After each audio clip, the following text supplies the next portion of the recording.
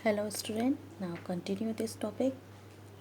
ये प्रॉब्लम है कि 5 मिनट से कम का ही बन पाता है एक वीडियो। तो नेक्स्ट वीडियो में मैं फिर आपके साथ हूँ और उम्मीद करती हूँ कि आपको थोड़ा समझ में आया होगा। कोई भी दिक्कत हो तो आप पर्सनली कॉल कर सकते हैं मुझे, राइट। और हम लोग यहाँ तक पढ़ चुके थे। जो है क्लासिकल आता है। अब नेक्स्ट है कि हमारा जो टॉपिक था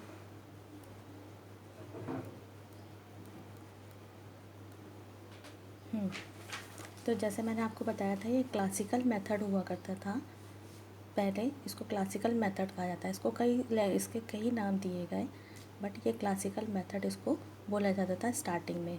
और ये डोमिनेट कहाँ पे हुआ? European and foreign language teaching form. ये कब से स्टार्ट हुआ था? 1800s। कब से स्टार्ट हुआ? 1800s to the 1940s। And in the modified, फिर इसको मॉडिफाई किया गया फॉर्म इट कंटिन्यू, जो कि अभी भी कंटिन्यू है, to be widely used in some part of the world. यानी कि अगर शब्दों की दुनिया में कहें तो ये अभी भी इस तरीके से चलता है। नेक्स्ट टॉप पॉइंट है was used for the teaching of English in the beginning। इसको टीचिंग ऑफ इंग्लिश के स्टार्टिंग में इसको प्रयोग किया गया। अंडर द इन्फ्लुएंस, उसके ऊपर क्या प्रभाव था? Under the influence of classical language. जो क्लासिकल, देखो यहाँ पे क्लासिकल लैंग्वेज है और ये है क्लासिकल मेथड। वो मेथड है, क्या तरीका था, ठीक है। और यहाँ पे हम लोग किसकी बात कर रहे हैं? We are talking about languages. तो क्लासिकल लैंग्वेजेस का जो प्रभाव था, तो पहले कौन सी थी? Latin, Greek and Sanskrit. आप कभी भी कोई भी चीज़ पढ़ते होंगे तो किसी भी वर्ड का मीनिंग निकल के आता है कि इसको लैटिन में इसको ये कहा जाता है, ग्रीक में ये कहा जाता था, या संस्कृत में ये कहा जाता था। तो these are the classical languages. जब ये क्लासिकल लैंग्वेजेस को हमने फॉरेन लैंग्वेज में कन्वर्ट करा तो ये क्या कहलाने लगा? Classical method, right.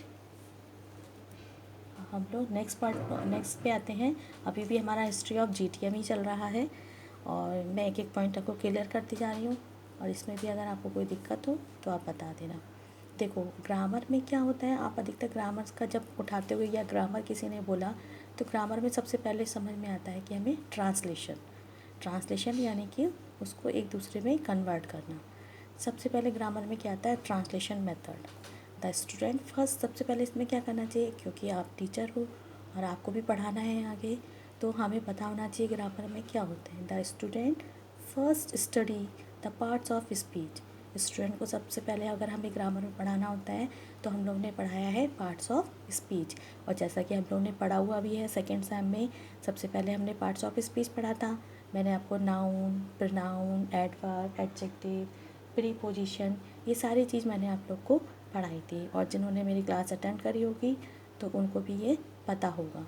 और आई थिंक कि अभी भी उनको याद होगा नाउन किसे कहते हैं, प्रोनाउन क्या होता है।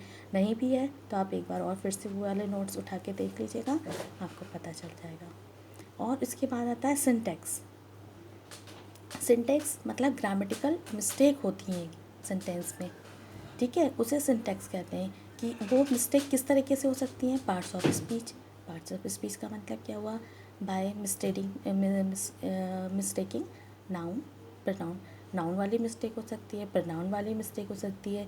हम प्रॉपर प्रीपोजिशन का यूज़ ना करें, एडवर्ब का गलत यूज़ कर दें, तो उसको जो सही करने का आता है। तो जैसे आप लोग कंपटीशन में भी ग्रामर की तैयारी करते होंगे तो उसमें भी सिंटैक्स बहुत आता है। सिंटैक्स क्या आता है? बहुत ज़्यादा आता है कि उसमें बहुत सारी मिस्टेक होती हैं। उनको अगर हमें पार्ट्स ऑफ स्पीच का हमने सही से स्टडी करी हुई होती है तो हमारे सिंटैक्स में कोई भी प्रॉब्लम नहीं आएगी, ठीक है। तो सबसे पहले हमें बच्चों को पार्ट्स ऑफ स्पीच पढ़ाना होता है।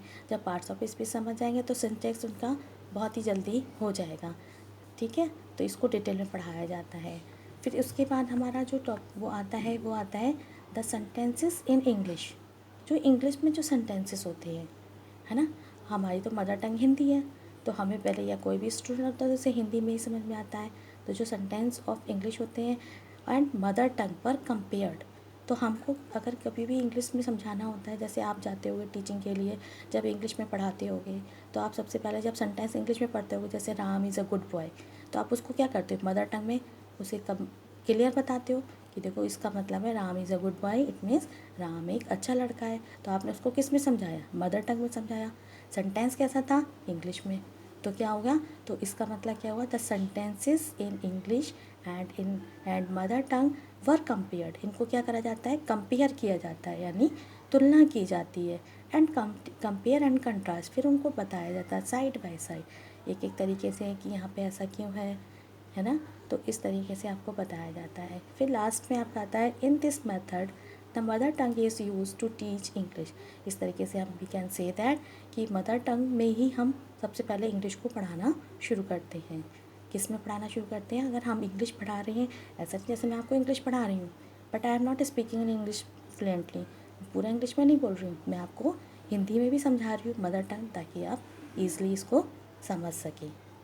राइट, इसको क्या कर सकते हैं? आसानी से समझ सकते हो। नेक्स्ट जो होगा हमारा टॉपिक आएगा, अब हम लोग पढ़ेंगे ग्रामर, ट्रांसलेशन, मेथड, फीचर्स, और ये हम लोग पढ़ेंगे कल।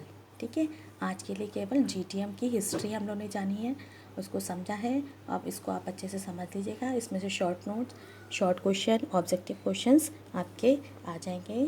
टिल देन बाय बाय, और अपना ख्याल रखिए। Be safe, be at home, बाहर मत निकलिए बिना किसी काम के, घर पे रहिए, सुरक्षित रहिए। That's all.